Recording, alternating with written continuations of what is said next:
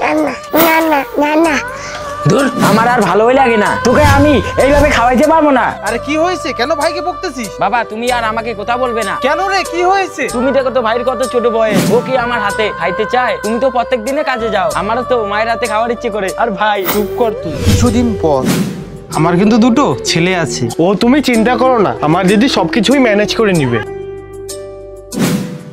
দিদি রাজেশ, বাবা এটা কে? বাবুরে, এটা আজকে থেকে তোর নতুন মা। কি মা? আসো মা ঘরে।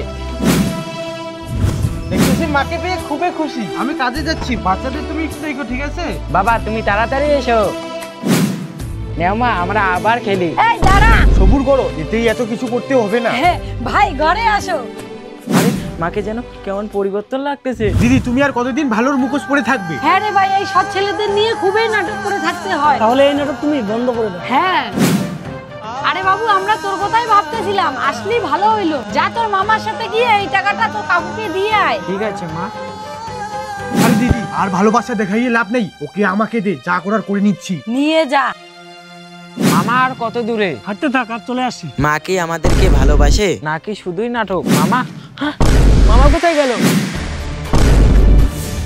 হ্যালো, কাকু আজকে বন্ধ, বাবা তোমাকে বাড়ি যেতে বলেছে। এত দূরে শুধু শুধু আসলাম। আরে আমার ছেলে কে রেখে গেছে তোকে এখানে? চল রে বাবা, তুই আমার সাথে বাড়ি চল। দিদি আমি অনেক দূরে রেখে এসেছি, জীবনে কেউ খুঁজে পাবে না। হ্যাঁ আমিও। হ্যাঁ, তোরা দুজনেই ভালো কাজ করেছিস রে। তার মানে তোমরাই বুদ্ধি করেছো, আমার ভাইকে এনে দাও। ওই চুপ করে থাক, নয়তো তোকেও শেষ করে দিব। থাক, আর শেষ করতে হবে না। তুমি কি না আমার বাচ্চার মা হবে? বেরিয়ে যাও আমার বাড়ি থেকে। থাক রে বাবা, আমি তোদের মানুষ করব।